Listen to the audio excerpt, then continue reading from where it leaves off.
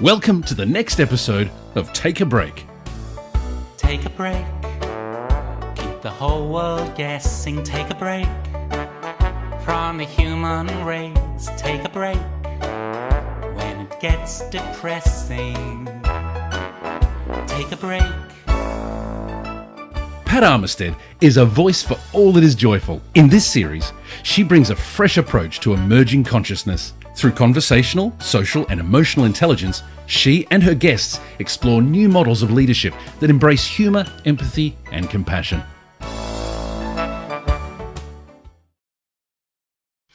Welcome to another episode of Take a Break. My guest today is from New Zealand. Her name is Steff Rusher. She's a 24-year-old woman who has seen and experienced more than most of us ever will in a lifetime. Steff was plagued by addiction from an early age. She had her first drink at the age of 10 and by 13 was a chronic daily meth user. Addiction led her into a dark world of crime, homelessness, victimisation and utter despair. She experienced many rock bottoms, including being abused, held captive and trafficked as a young teenager. Many times she tried to break through, but the change did not stick. She was spiralling out of control, and then one morning, something shifted. Steff, thank you so much. A privilege to have you here with us today. At the outset, I'd like to honour you for your journey and for where you're at now, expanding your wings yet again. As we begin, would you like to share with us a little bit about that journey? Yeah. Hi, Pat. Thank you so much for having me. Hearing that back actually made me feel quite emotional. I've read it obviously on paper and I've lived it, and hearing that back was really quite intense. So sorry, I'm just feeling a little bit out of sorts now. Yeah, so that introduction is a really good way to briefly encapsulate the life that I lived and that I, thank God, escaped from. I have been thinking, with this podcast coming up, I've been thinking about how do I break down such huge experiences and such a huge life into a few minutes. And I think one of the really big things is that my addiction, my use of substances started when I was 10, but I can remember being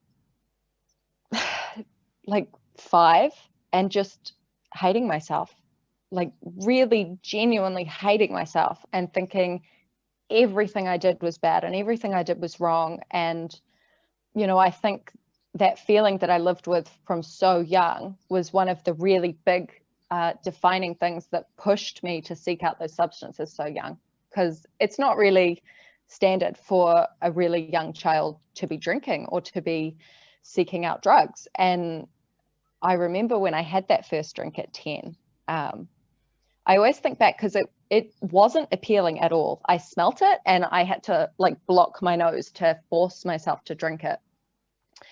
But I remember once I had drunk a fair amount for a 10-year-old, I just went, oh, this is what I want my life to be. Like, I don't want to have to feel anything anymore. And, you know, I found that when I had that drink, I was like, wow, I don't feel anything. I just feel happy and the room is spinning and it's great. And that led me onto a real path of self-destruction. And I went out of my way every day to feel like that. I went out of my way to find substances, and, you know, they tell you in school, like, just say no. And my catchphrase that I lived by was just say yes. Don't even ask what it is. Just take it and then ask. So yeah, being in that mindset of seeking those things out, I also sought out, I don't want to say bad people because a lot of people in addiction aren't bad people, but I sought out some really broken, damaged people. And as I kind of moved through this journey of addiction,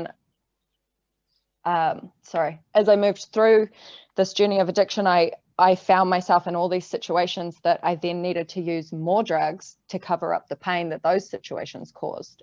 And I got stuck in this loop of drugs and abuse and trafficking and foster care and homelessness. And it was just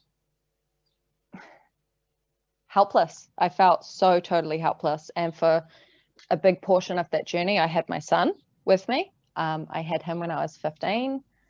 And, you know, I was so lost and so broken that I dragged him through all of that too, because I didn't know how to function without drugs.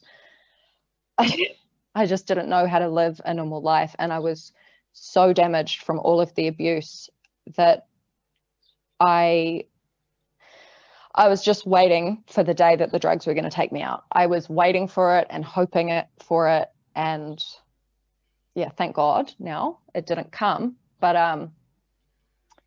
I think that would be a really good, brief way to discuss my story, is how I felt during all that, rather than all of the events, because that could take hours. That could take hours. Yeah. I know through all of that, there was this repeated effort to try and break through. Yeah. I think if you sit in any NA or AA meeting or with any addict who's clean, they will tell you about the 100 times they tried to get clean, or the 100 times they tried to break away from that lifestyle. And I tried everything. I tried harm reduction. I tried like, oh, I'll just use on the weekends, or I'll just use at night. Or I went to treatment a few times to try and get clean. I think my first treatment, I was 13 or 14, a very young teenager. And then again at 16 when I was pregnant, and I really genuinely believed that was the time. Like, I had a baby. If there was any reason to break out of that and get clean, it was that baby. And nothing held. Yeah, never stuck. So yeah. Passage of time, right? You're in that almost like a spiral down process, like a whirlpool, I can imagine. And then something happened. So what was that something? Okay, so I find it really hard to define it as that something, because I still can't identify exactly what it was. Yep. You know, a lot of people talk about I lost my kids, and that was the moment I changed, or I lost my home and then I realized I needed to change. And I had been through all of those rock bottoms and still no change had stuck with me. But one day I was 20 and I was living in a little apartment with my son, and I woke up one morning, and my morning routine by that point was waking up and throwing up half a cup of blood every morning, because I was so sick and so close to dying. And my brain I just went, what the hell am I doing? Like, it was just this massive mental shift where everything I had been to and everywhere drugs had led me was just right at the front of my brain. And I just had this massive fear of, I'm going to die. I'm going to die, and my son is not going to have a mother. And just, if I keep going this way, I could just see what was in front of me. You know, I had already been through all of these stages of rock bottom. And as you know, there's always a worse rock bottom to come if you keep on that track and if you keep seeking them out. So I just had all of that right here in the front of my brain. And I made a call to a family friend who had helped me before. And I just said, help me.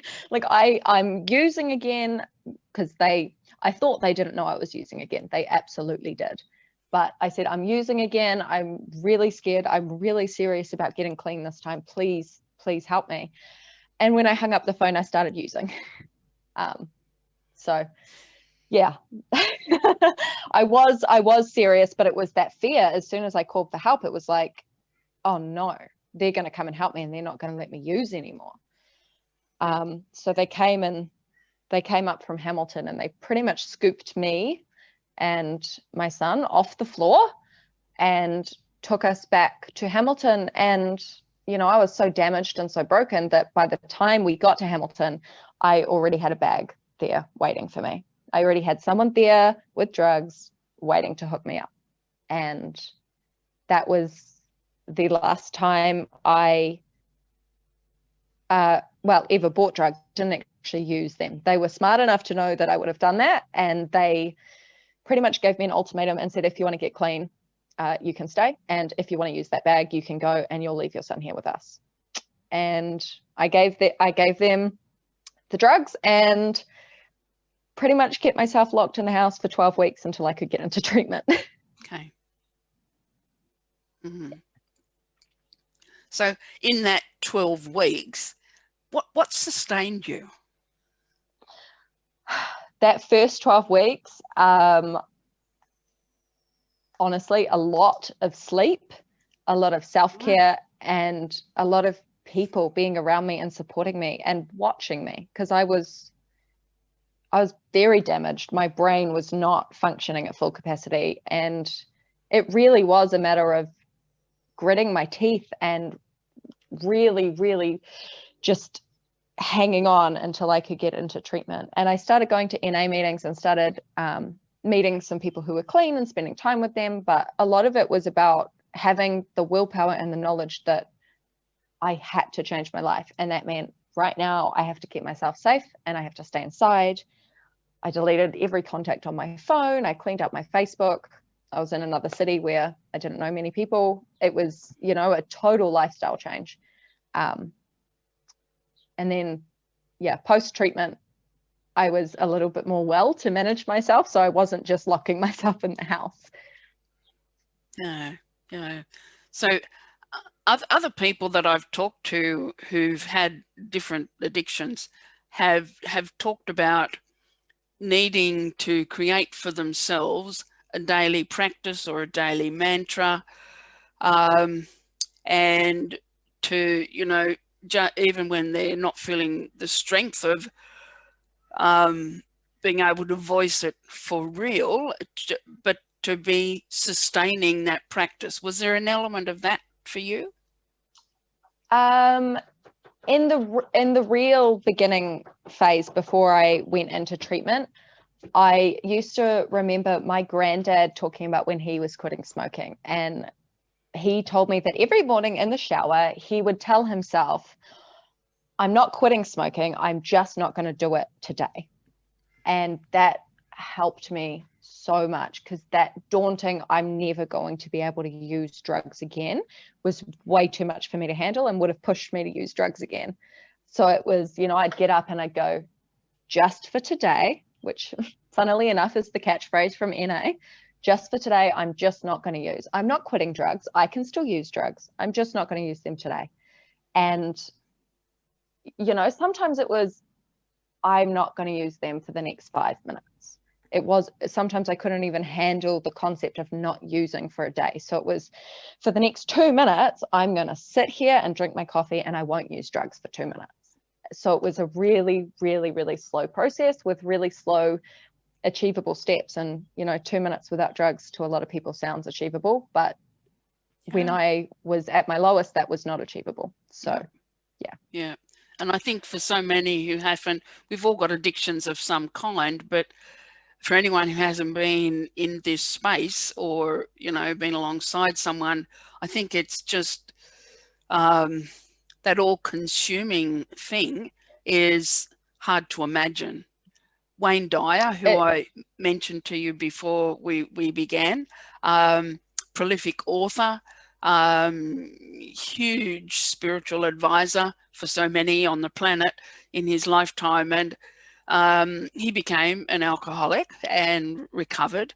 And, you know, at the height of his addiction, he said we couldn't go out and have a meal as a family because if they wouldn't serve me 2 or 3 drinks at a time at the table, then I wasn't going to eat in their restaurant. And it, you know, blew his marriage apart. And that was one of the defining points for him. But he said then for the rest of his life, then he was daily in this space of, I'm not going to be drinking today. Yeah. And it's a rest of my life thing. I still wake up and go, I won't do drugs today. Today I won't do drugs. Today I'm going to work my program. I'm going to try be a better person. I'm going to try be a better mother and wife now. Well, almost wife. Yeah. And it really, that all consuming, when you said that, it's, you know, when it was probably my first week trying to stop drugs, and I would sit in my room and I would watch documentaries about drug use so that I could see people using drugs, because I was so broken and my life had been so all consumed with this that I didn't know what to do. I didn't know how to function. I didn't want to do anything except things surrounding drugs. And so, you know, I coped, not so well, but I coped by watching other people use them, because it felt like I had to, like, this intense craving to use, but not only to use, but to complete those rituals around using. And yeah. And there would be something in that about, there it is on the screen in front of you. So it's almost like a projection. So it would be feeding your emotional body in some sense, I would suspect. Yeah. And I mean, I wouldn't recommend that for a very new addict in recovery to be sitting down watching people using drugs is not the best decision, but you know, it's what got me through those first few weeks, where it was like I was legitimately tearing at my skin and my hair and my everything, just going absolutely insane, having this huge grief and this huge loss of what had been my best friend for 10 plus years. So yeah, when you say all consuming, you know, it really is all consuming. I had a one-track mind, and that track was to get as out of it as possible at all times. So yeah. Yeah. The your little fellow is 8.5, am I right? Roundabout? He turned 8 last month. Yeah. Okay. I have a grandson who's 8.5, and I knew they were born similar times. Yeah, quite close together. So his arrival, how did that influence you know, your emotional well-being? How did that impact? Well, his arrival into the world started obviously with me finding out that I was going to have a baby, and that was I had just been through, his biological father had just been arrested for assaulting me, and I had been put back into a foster home, and I couldn't get any drugs, so I went to the pharmacy and I bought hundreds of Panadol, and I had half a bottle of codeine and some sleeping pills, and I washed them all down with a big bottle of vodka and ended up in hospital, almost dead.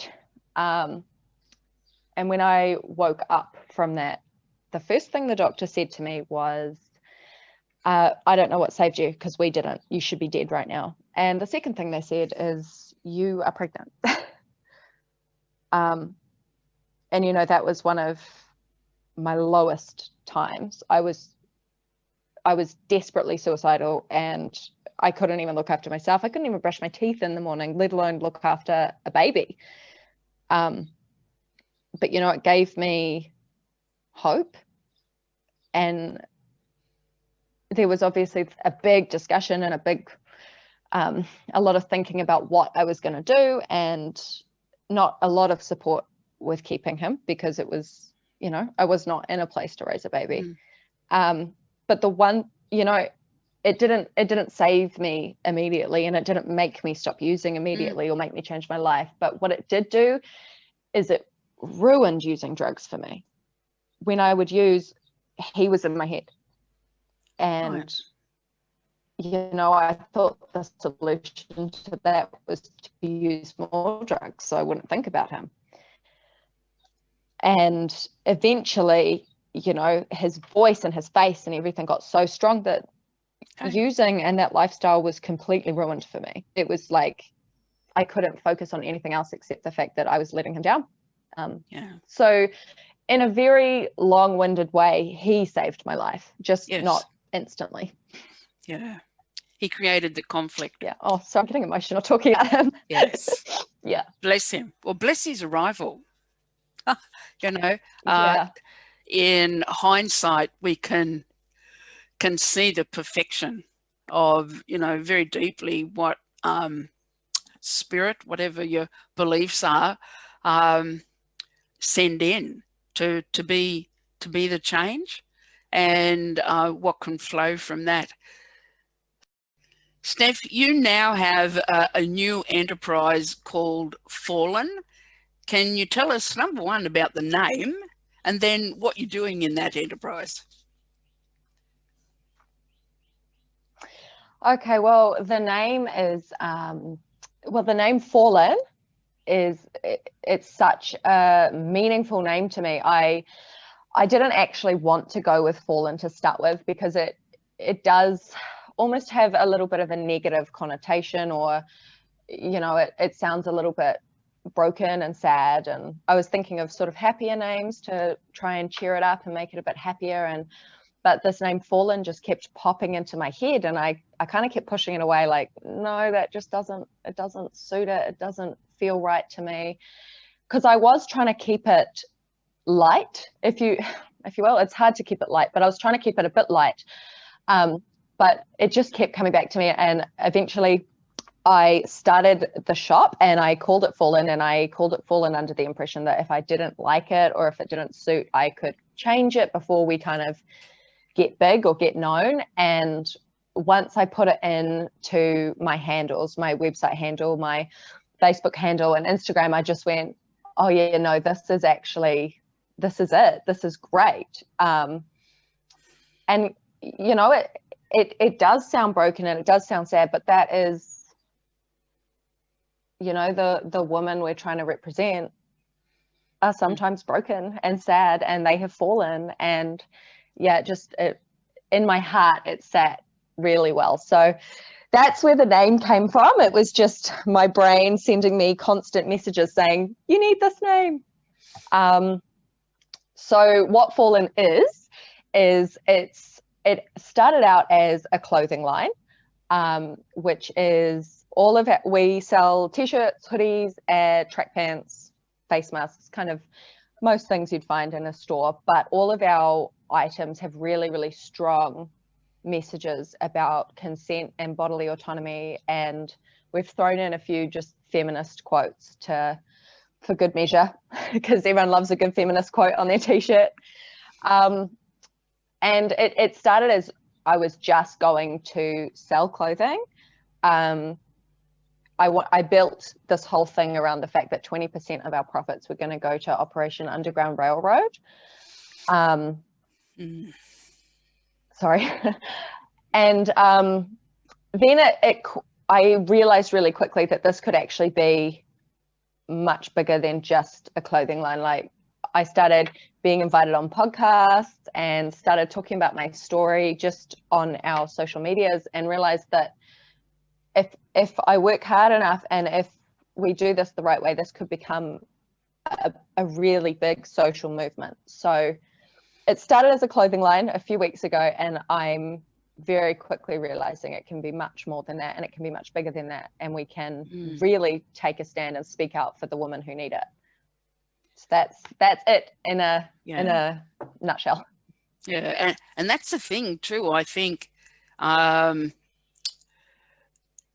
you know, the leading edge enterprise that comes from innovators, from entrepreneurs, often becomes, you know, there's an initial idea which then becomes more expansive. I'm intrigued about, what did you call that? Was that Operation Underground? Operation Underground Railroad. So Operation Underground Railroad is a non-profit organization that essentially assists governments around the world in saving trafficking victims. And the one thing that really stood out to me about them is that they have a special focus on children. So their big main focus is to save children who are victims of trafficking. And that, you know, with my story and with my experiences, that was something that was really important to me. Yeah. And I tossed up a few times about going for a New Zealand organization that was centered around human trafficking and fighting human trafficking. And then I realized there's not a lot here, because there's still this belief that New Zealand just doesn't have trafficking. And we have very small organizations that at some point we may opt to support when we're a bit bigger. But for now, Operation Underground Railroad was the one that sat the best with me. So, yeah. And there may well, I mean, the idea that just came to my mind then as we were speaking is there may well be opportunities for you to partner in a more significant way, you know, and they really deepen that relationship. So well, I'm hoping so. I mean, I'm currently doing my degree in psychology, which I'm hoping with the business Fallen and with my degree, I can combine them into a much bigger thing in the future, where we're actually hands-on helping victims and helping to stop sorry, I can't speak this morning, the problem. But yeah, that is all in the future, but it's definitely right here in my mind, and we're definitely working towards that. Oh, congratulations on the degree. That's wonderful. So how do you think you might practice once you've completed that? You know, before Fallen, I just wanted to go into clinical psychology. I've always had an interest in helping victims of trafficking, but there weren't many options for me in New Zealand. So it would mean kind of uprooting my whole life and going somewhere else. But now that we have fallen off the ground and we're running quite well for our first few weeks, I'm really thinking that once I'm done my master's in clinical psychology, I'm going to probably put this all to work in helping victims of trafficking. It's still all in the future, and it's still, you know, down the line, and I've still got a lot of work to get there, but that's sort of where I'm heading now. My ship's kind of gone on a different course to what I was expecting, and I think I'll be doing a lot more work in this area. Yeah, and the opportunity to do deeper work, you know, to go deep and to be reaching people. And you know, we're going to see, we're in troubled times right now, but you know, I think the next few years we're going to be, everyone is going to be surfacing from old pain, from old wounds, from old hurts. This whole COVID phenomena is bringing that up.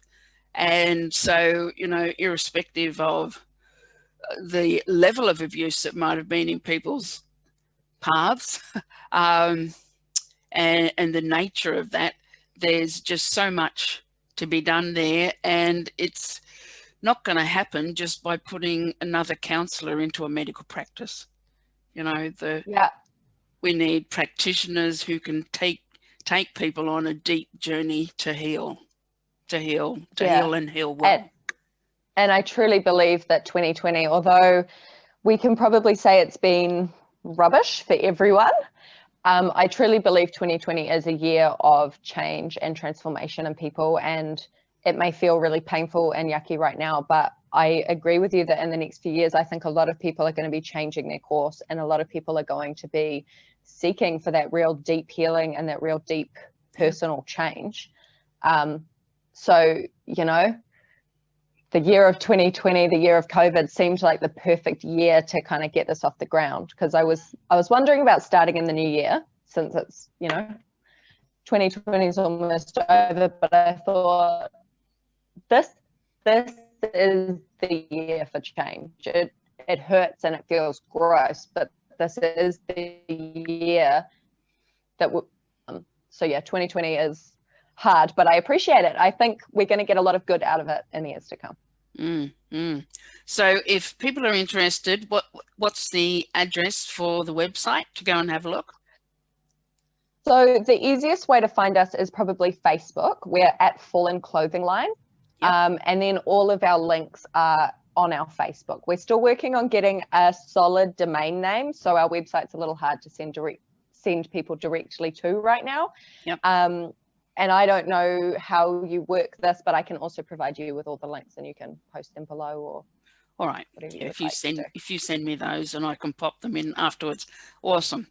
Well, look, I wish you so much success with this enterprise, and I didn't know you were studying psychology, so that's just incredible.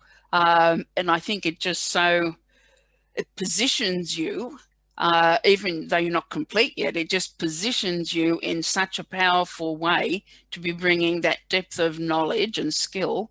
And, you know, you have this other, you know, so you're going to have a few bows to your arrows to your bow. Wrong metaphor. Arrows to my bow, I think. Yeah. Bows to your arrow. Yeah, you know, a few tools, you know, to be working with, as opposed to just having a storefront. It's more than that. Much more than that. The storefront is much more than that. Yeah, it's a statement place. Yeah, so all the best, and I look forward to talking again. I think we should catch up in another 6 months or so and see how you're progressing. That would be great. And have an awesome Christmas, and we'll talk again in a year. Perfect. Yeah. Thank you so much for having me, Pat. And I do look forward. We'll do a 6-month review and see how far we've got it. Yes, awesome. Perfect. Thank you. Okay, bye for now. Bye.